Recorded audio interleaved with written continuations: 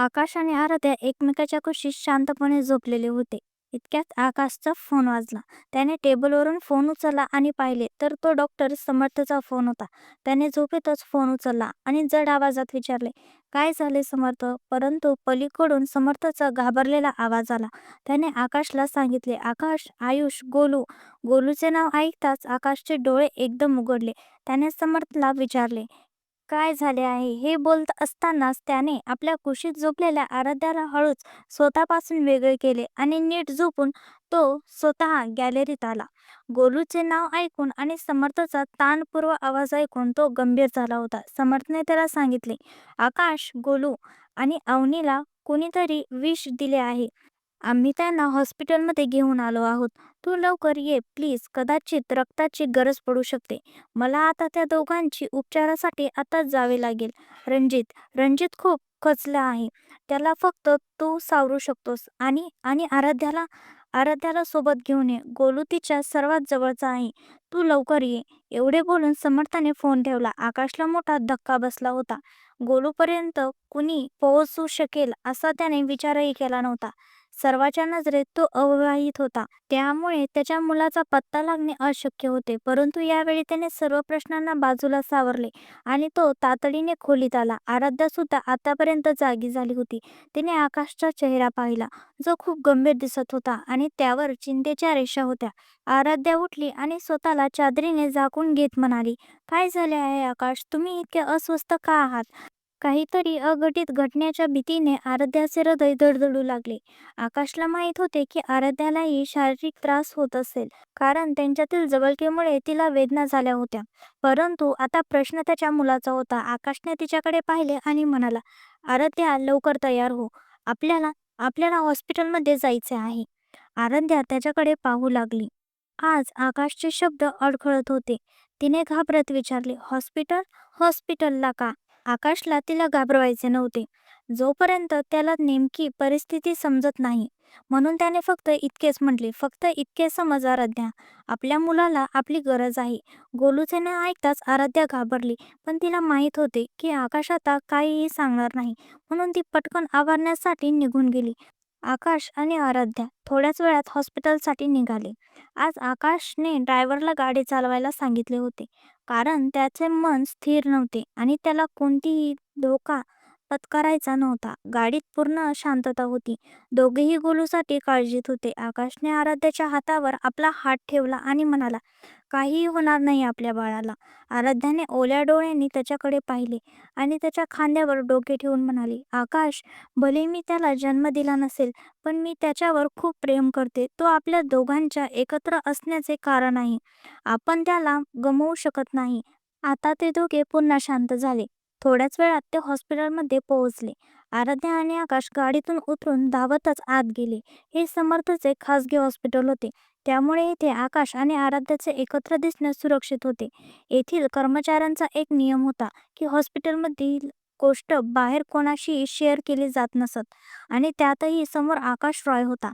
त्याच्याबद्दल काही लिहिण्याची हिंमत कोणाची नव्हती. आकाश आणि आराध्या गुरुच्या वॉर्डकडे पोहोचले. तिथे आर्णव आणि रणजित दोघेही डोक्याला हात लावून खाली मान घालून बसले होते. दुसरीकडे तन्वी सुद्धा गप्प बसली होती. आराध्याने रणजितला पाहून विचारले, "भाऊ, माझा गोलू, तो कुठे आहे?" रणजितच्या कानावर तिचे शब्द पडले नाहीच. तो अजूनही तसाच बसून होता.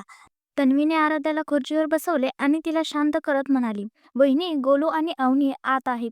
त्यांच्यावर उपचार सुरू आहेत." तिला पाहून आराध्या रडत म्हणाली, "त्याला त्याला काय झाले आहे? सांगा ना तन्वी, गोलू आणि अवनीला काय झाले?" तेवढ्यात समर्थ खोलीतून बाहेर आला. सर्वजण त्याच्याकडे पाहू लागले. समर्थ आकाशजवळ येऊन म्हणाला, "विष तर बाहेर काढले आहे दोघांच्या शरीरातून, पण..." आराध्याने जेव्हा विष हा शब्द ऐकला तेव्हा ती ओरडली, "काय विष? काय झाले आहे त्यांना?" ती आता खूप घाबरली होती. तन्वीने तिला बसवून पाणी पाजले. इकडे समर्थ पुढे म्हणाला, "विष काढले गेले आहे, पण सध्या काही सांगता येणार नाही. अवनी कदाचित सावरू शकेल, पण गोलू, तो तो फक्त 3 वर्षाचा छोटा मुलगा आहे." आकाश हे ऐकून आतून तुटला होता. त्याचा भाऊ आणि वहिनी याची शेवटची आठवण म्हणून त्याच्याकडे फक्त गोलू होता आणि आज तो मृत्यूशी झुंजत देत होता. आराध्याची तर अवस्था खूपच वाईट झाली होती. तिच्या डोळ्यातून अश्रू वाहू लागले आणि रणजित तो तर जणू पाषाण झाला होता. रणजित तिथून उठला आणि बाजूच्या कॉरिडॉरमध्ये गेला. तो आपले दुःख व्यक्त करू शकत नव्हता. आज त्याच्या बेजबाबदारीमुळे गोलू आणि अवनीची ही अवस्था झाली होती. तो या सर्वांसाठी स्वतःला जबाबदार धरत होता. पण आकाश त्याच्या मनाची अवस्था आणि भावना चांगल्या प्रकारे समजत होता. स्वतःचा मुलगा आज जीवन मरण्याच्या दारात होता, पण तो आपल्या भावासारख्या मित्रालाही अशा वेळी एकटे सोडू शकत नव्हता. गोलू सर्वांचा जीव होता. घराची रौनक त्याच्यामुळेच होती. आकाशने आराध्याकडे पाहिले, जी शांत बसली होती. तो तिच्या जवळ येऊन गुडघ्यावर बसला. तेव्हा आराध्याने त्याला मिठी मारली आणि रडत म्हणाली, "आकाश माझे बाळ, आकाश माझे बाळ." आकाशने तिला जवळ घेतले आणि तिच्या केसावरून हात फिरवत म्हणाला, "आराध्या, गोलूला तुझी गरज आहे. तुला माहीत आहे ना, तो तुझे प्रत्येक शब्द ऐकतो. यावेळी सुद्धा तो तुझेच ऐकेल." आराध्या त्याच्यापासून वेगळी झाली आणि म्हणाली, "तो खरोखर माझं ऐकेल का?" आकाशने होकार दिला आणि तन्वीला सांगितले की आराध्याला गोलूजवळ घेऊन जा. आराध्या आणि तन्वी गोलूच्या खोलीकडे गेले आणि आकाश रणजितकडे गेला. आकाशने मागून रणजितच्या खांद्यावर हात ठेवला. तेव्हा रणजितच्या संयमाचा बांधा फुटला. त्याला माहीत होते की तिथे आकाशच आहे. तो पटकन वळाला आणि आकाशच्या गळ्यात पडला. इतका वेळ शांत बसलेला रणजितच्या डोळ्यात पाणी आले. तो रडत आणि जड आवाजात म्हणाला, "मला माफ कर मित्रा. ना मी तुझ्या मुलाचे रक्षण करू शकलो, ना त्या मुलीचे, जिच्यावर मी प्रेम करतो. मला माफ कर." त्या दोघांना थोड्या अंतरावर उभे असलेला अर्णव डॉक्टर समर्थ पाहत होते.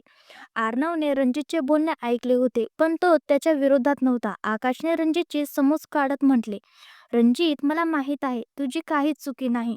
मी तुला पाहिले आहे. तू गोलूला किती प्रेमाने सांभाळतोस. कदाचित माझ्यापेक्षा जास्त तू त्याला सांभाळलेले आहेस. मग मी तुला या सर्वांसाठी दोष कसा देऊ?" रणजितने आकाशकडे पाहून थोडे लांब होऊन रागाने म्हटले, "ज्याने गोलू आणि तन्वीची अवस्था केली, त्याला मी सोडणार नाही." इतक्यात तिथे एक नर्स आली आणि समर्थला पाहून म्हणाली, "सर, मिस अवनीला शुद्ध आली आहे." जेव्हा समर्थने हे ऐकले तेव्हा तो तातडीने अवनीच्या वॉर्डमध्ये गेला. त्याने अर्णवला सर्वांना बोलवून आणायला सांगितले. मग अर्णव रणजित आणि आकाशकडे गेला आणि त्यांना म्हणाला, "दादा, अवनीला शुद्ध आली आहे." आकाश म्हणाला की चल तिला भेटून घेऊया. पण रणजितचे पाय जणू जमिनीला खिळले होते. तो जागचा हलला देखील नाही. मग आकाशने त्याचा हात पकडला आणि त्याला जबरदस्तीने आपल्या सोबत घेऊन गोलूचा वाढ. गोलू अजूनही बेशुद्ध होता. आराध्या ओल्या डोळ्यांनी त्याच्याकडे पाहत होती. तिने जड अंतकरणाने म्हटले, "बाळा, प्लीज लवकर उठ ना. तुझी आई तुला अशा अवस्थेत पाहू शकत नाही. बाळा, उठ ना. तुला माहीत आहे ना, तुझी आई तुझ्याशिवाय राहू शकत नाही." तन्वीच्या डोळ्यात पाणी आले होते. आराध्याला असे खचताना पाहून तिला खूप वाईट वाटत होते. आराध्याने गोलूचा छोटासा हात आपल्या हातात घेतला आणि त्याच्यावर चुंबन घेत म्हणाली, "गोलू, तुझी आई तुझी वाट पाहत आहे. तुला माहीत आहे ना, तुझी आई तुझ्याशिवाय जेवत सुद्धा नाही. उठ ना बाळा." आता तिला रडू कोसळले होते. तन्वीने तिला जवळ घेतले आणि शांत करण्याचा प्रयत्न करू लागली. पण आराध्या सतत रडत होती. अवनीचा वाढ. समर्थने अवनीची तपासणी केली. ती आता ठीक होती. फक्त तिला अशक्तपणा आला होता. आकाश आणि अर्णव खोलीतच होते. पण अवनीचे डोळे रणजितला शोधत होते, जे अर्णवला सुद्धा जाणवत होते. पण रणजित खोलीच्या बाहेर उभा राहून अवनीला दुरूनच पाहत होता. अवनीला जेव्हा रणजित दिसला नाही तेव्हा तिने आकाशकडे पाहून विचारले, "दादा, गोलू." गोलूचे नाव घेताच सर्वांच्या डोळ्यात पाणी आले. पण आकाशने स्वतःला सावरत म्हटले, "तू काळजी का करतेस? तो सुद्धा ठीक आहे. तू फक्त स्वतःची काळजी घे." अवनीने मान खाली घातली आणि जड आवाजात म्हणाली, "माफ करा दादा, आम्ही तिथे असूनही काही करू शकलो नाही." आकाशने तिच्या डोक्यावर हात फिरवत म्हटले, "अवनी बाळा, तुझी काहीच चुकी नाही आणि रणजितची सुद्धा नाही. त्यामुळे तुम्ही दोघेही स्वतःला दोष देणे बंद करा. गोलूला काहीही होणार नाही. तो आपल्या सर्वांचा जीव आहे." हे ऐकून अवनी थोडी हसली. इतक्यात अवनीची नजर दरवाजातून डोकावणाऱ्या रणजितवर गेली आणि ती एकटक त्याच्याकडे पाहू लागली. तेव्हा रणजितने आपली नजर वळवली आणि दरवाजाच्या बाजूला होऊन थोड्या अंतरावर उभा राहिला. त्याचे तोंड भीतीकडे होते. त्याने तसेही भीतीला डोके टेकवले आणि आपल्या एका हाताची मूठ वळून भीतीवर जोरात मारली. तो डोळे मिटून तिथेच उभा राहिला. तेव्हाच त्याला आपल्या खांद्यावर कोणाचा तरी हात जाणवला. तेव्हा तो स्वतःच्या चेहऱ्यावरील भाव सावरत मागे वळाला. त्याच्यासमोर आर्नव उभा होता. रणजितने त्याला पाहून काहीच म्हटले नाही. तेव्हा आर्नव म्हणाला, "दादा, एक बोलू का?" रणजितने त्याच्याकडे पाहून म्हटले, "काय झाले आर्नव? तुला माहीत आहे ना, तू काहीही बोलू शकतोस." तेव्हा आर्नव म्हणाला, "हेच तुमच्या बाबतीतही लागू होते ना." रणजित काहीच बोलला नाही. तेव्हा आर्नव पुन्हा म्हणाला, "दादा, अवनीला तुम्हाला भेटायचे आहे." रणजितने त्याच्याकडे पाहिले आणि म्हटले, "पण का? तिने विश्रांती घेतली पाहिजे." तेव्हा आर्नव म्हणाला, "दादा, तुम्ही कितीही गप्प बसलात तरी तुमच्या दोघांचे डोळे तुमच्या मनाची अवस्था सांगून देतात." रणजित काहीच बोलला नाही. तेव्हा आर्नव पुन्हा म्हणाला, "तिच्याकडे तिथे सर्वजण होते, पण तिची नजर फक्त एकाच माणसाला शोधत होती. त्याच क्षणी तिला तुम्हाला पाहायचे होते." रणजितने आर्नवकडे पाहून म्हटले, "आर्नव, आज नको. मी आज तिचा सामना करू शकणार नाही. तिची आणि गोलूची ती अवस्था, त्याला जबाबदार मीच आहे." आर्नव त्याला पाहून म्हटला, "दादा, तुम्हालाही नीट माहीत आहे की तुमची काही चुकी नाही आणि ज्याची चुकी आहे त्याला आपण सोडणार नाही. त्यामुळे हे वायफळ बोलणे बंद करा आणि अवनीला भेटून घ्या. ती अजूनही तुम्हाला शोधत आहे." रणजित त्याच्याकडे पाहतो आणि आर्नव होकारार्थी मान हलवतो. मग रणजित अवनीच्या खोलीकडे जातो. अवनीची खोली. रणजितने खोलीचा दरवाजा उघडला. तेव्हा दरवाजाच्या आवाजाने अवनीने तिकडे पाहिले. जेव्हा तिने तिथे रणजितला पाहिले तेव्हा तिच्या डोळ्यात आपोआप पाणी आले. जर ती आता ठीक असती तर धावत जाऊन रणजितला मिठी मारली असती. पण आता ती तसे करू शकत नव्हती. कारण एक तर तिला अशक्तपणा होता आणि दुसरं म्हणजे तिला सलाईन लावलेल्या होत्या. रणजित फक्त एकटक अवनीकडेच पाहत होता. "कशी आहेस अवनी?" रणजित जड पावलांनी चालत तिच्याकडे आला आणि उभा राहिला. अवनी अजूनही त्याच्याकडे पाहत होती. पण तो तिच्याशी नजर मिळवू शकत नव्हता. अवनीने त्याचा हात आपल्या हातात घेतला आणि त्याला आपल्या जवळ बसायला सांगितले. तो काही न बोलता गप्प बसला. त्याने तिच्याकडे न पाहताच म्हटले, "मला माफ कर अवनी." याआधी तो पुढे काही बोलणार, अवनीने पुढे होऊन त्याला मिठी मारली आणि म्हणाली, "कसली माफी रणजितजी? आम्हाला नीट माहीत आहे जे काही झाले आहे त्यात तुमची काहीच चुकी नाही आणि ज्याची चुकी आहे त्याला तुम्ही सोडणार नाही. मग स्वतःला दोष का देत आहात तुम्ही?" रणजित काहीच बोलला नाही. त्याचा हा अपराधीपणा आता त्या गुन्हेगाराला शिक्षा दिल्यानंतरच मिटणार होता. त्याने अवनीला घट्ट जवळ घेतले आणि आपला चेहरा तिच्या खांद्यावर टेकवला. अवनीने सुद्धा त्याला घट्ट पकडले होते. त्या दोघांचे प्रेम खूप वेगळे होते. ना त्यांच्यात खूप गप्पा होत होत्या, ना कधी प्रेमाची कबुली दिली होती. तरीही ते एकमेकांचे होते. आर्नवने बाहेरून त्या दोघांना एकदा पाहिले आणि हसून तिथून बाहेर जाताना कोणाला तरी फोन लावून विचारले, "काही कळले का?" पलीकडून त्या माणसाने काहीतरी सांगितले, जे ऐकून आर्नवच्या चेहऱ्यावरील भाव बदलले. त्याने त्या माणसाला काही सूचना दिल्या आणि लॉबीत येऊन बसला. त्याने आपले डोळे मिटवले आणि म्हणाला, "यावेळी नाही. आधी जे झाले ते झाले. यावेळी ही लढाई आरपाराची करूया." इतक्यात मागून कोणीतरी त्याच्या खांद्यावर हात ठेवला. त्याने वळून पाहिले तर तिथे आकाश उभा होता. आकाशच्या चेहऱ्यावर खूप गंभीर भाव होते. आकाशने त्याला फक्त एवढेच म्हटले, "आर्नव, तू, समर्थ, आराध्या, अवनी, तन्वी आणि गोलू, तुम्ही आताच्या आता इथून ऑस्ट्रेलियासाठी निघत आहात. प्रायव्हेट विमान तयार आहे. मी आणि रणजित इथेच थांबू आणि यावेळी ही लढाई पूर्णपणे संपवू."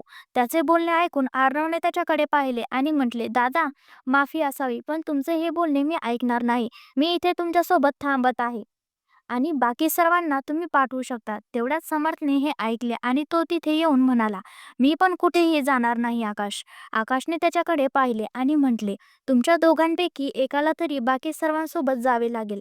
त्या सर्वांची जबाबदारी सुद्धा आपल्यावर आहे.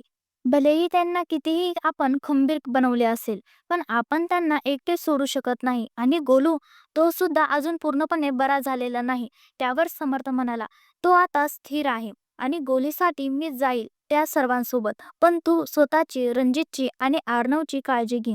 आकाशने होकार दिला. आता सर्वजण आराध्या आणि तन्वीकडे गेले. आराध्या अजूनही गोलूचा छोटासा हात आपल्या हातात घेऊन बसली होती. तेव्हा आकाशने येऊन तिचा हात धरला आणि तिला उठून आपल्यासोबत वेटिंग रूममध्ये घेऊन आला. अर्णवने गोलूकडे पाहिले आणि समर्थला विचारले, "गोलूला शुद्ध कधीपर्यंत येईल?" समर्थने शांतपणे उत्तर दिले, "स्थिती आता स्थिर आहे. कधीही शुद्ध येऊ शकते." एवढे बोलून ते दोघे शांत झाले. इकडे आकाश आराध्याला वेटिंग रूममध्ये घेऊन आला आणि दरवाजा बंद करून तिला दरवाजाला टेकून उभा राहिला. तो तिच्याकडे एकटक पाहू लागला. आराध्या काहीच समजत नव्हते. रडण्यामुळे तिचे डोळे सुजले होते आणि चेहरा लाल झाला होता. आकाशने तिच्या कपाळाचे चुंबन घेतले आणि म्हटले, आराध्या, तू सर्वांसोबत ऑस्ट्रेलियाला जात आहेस उद्या सकाळी. आराध्याने न समजून विचारले, म्हणजे काय तुमचे सर्वांसोबत? जर सर्वजण जात आहे तर तुम्ही सुद्धा येणार ना? आकाशने तिच्याकडे पाहिले आणि म्हटले, नाही आराध्या, मी, रणजित आणि अर्णव इथेच थांबणार आहोत. यावेळी आपले कुटुंब संकटात आले आहे, म्हणून तुम्हा सर्वांना जावे लागेल. आम्ही लवकरच तुम्हाला सर्वांना परत बोलवून घेऊ. आराध्या उदास झाली. पुन्हा एकदा तिला आकाशपासून दूर जावे लागणार होते. पण यावेळी ही प्रतीक्षा किती काळ असणार होती हे कोणालाच माहीत नव्हते. तिने काहीच म्हटले नाही. फक्त तिथून बाहेर येऊन गोलूच्या खोलीत आली. यावेळी तिथे कोणीच नव्हते. तिने पुन्हा गोलूचा हात धरला आणि तिच्या डोळ्यातून अश्रू वाहू लागले. हे अश्रू आता आकाशपासून लांब जाण्यासाठी होते. इतक्यात गोलूची थोडी हालचाल झाली. गोलूने आता हात हळूच हलवला आणि डोळे उघडून आराध्याकडे पाहू लागला. त्याने अशक्त आवाजात प्रेमाने म्हटले, मम्मा. हे ऐकताच आराध्याने पटकन गोलूकडे पाहिले, जो आपल्या अर्धवट उघड्या डोळ्यांनी आराध्याकडे पाहू लागला. तिने लगेचच समर्थला आवाज देऊन बोलवले आणि गोलूला तपासण्यासाठी सांगितले. जेव्हा समर्थने काही सामान्य असल्याचे सांगितले तेव्हा सर्वांनी सुटकेचा श्वास सोडला. आतापर्यंत रणजितला सुद्धा अर्णवने सर्व काही सांगितले होते. समर्थने रणजितकडे पाहिले. तो कोणत्याही तरी विचारात होता. तेव्हा समर्थने विचारले, काय झाले रणजित? रणजितने त्याच्याकडे पाहिले आणि म्हटले, आपल्याला आत्ताच्या आत्ता घरी निघावे लागेल. सर्वजण आश्चर्याने त्याच्याकडे पाहू लागले. तेव्हा रणजित पुढे म्हणाला, हो, लवकरात लवकर, कारण आपल्यावर आता हल्ला होणार आहे. सर्वजण आता अजूनच थक्क झाले होते. पण आकाश तो काही वेगळाच विचार करत होता.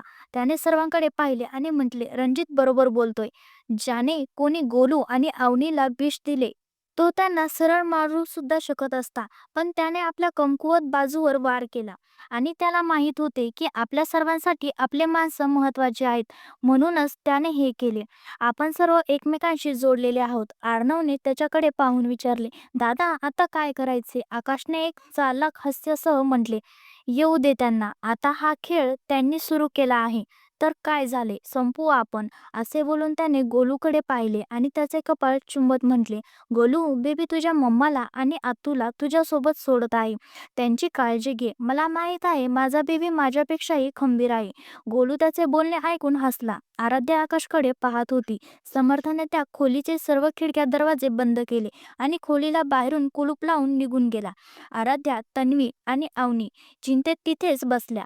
थोड्याच वेळात तिथले दिवे सुद्धा बंद करण्यात आले. तेव्हा एक क्षण त्या घाबरल्या, पण पुढच्या क्षणी त्यांना अनेक पावलांचा आवाज ऐकू आला. आता त्यांच्या हृदयाची धडधड वाढली होती. भीती त्यांच्या चेहऱ्यावर स्पष्ट दिसत होती. पण गोलूने त्या सर्वांना मोठ्या निरागसतेने हळूच म्हटले, मम्मा, आतू, तुम्ही सर्व का काळजी करताय? आता बघा, डॅडा आणि ताता मिळून या सर्वांना खूप मारतील. त्याचे ते निरागस बोलणे ऐकून त्या तणावाच्या वातावरणातही सर्वांच्या चेहऱ्यावर हसू आले. आता बाहेर धुमसचक्री सुरू झाली होती. जवळजवळ 12 लोकांनी मिळून त्यांच्यावर हल्ला केला होता. पण त्या सर्वांचे साथीदार हळूहळू कमी होत होते, कारण आकाश आणि त्यांची टोळी लपून वार करत होती. कारण समोरून ते त्यांचा मुकाबला करू शकत नव्हते. म्हणूनच त्यांनी ही युक्ती काढली होती, जी खूप प्रभावी ठरली होती. त्या सर्वांनी त्यांच्या 7 साथीदारांना असेच लपून मारले, पण अजूनही 5 बाकी होते. बाकी पुढील भागात. आजचा भाग कसा वाटला कमेंट करून नक्की सांगा. तर पुढे काय होईल? कोण आहे तो हल्लेखोर आणि काय होईल या लढाईचा निकाल? आणि अर्णवला नक्की कोणी फोन केला होता? जाणून घेण्यासाठी चॅनलला सबस्क्राईब करा आणि बेल आयकॉन दाबा. पुढच्या भागात खूप मोठा ट्विस्ट आहे.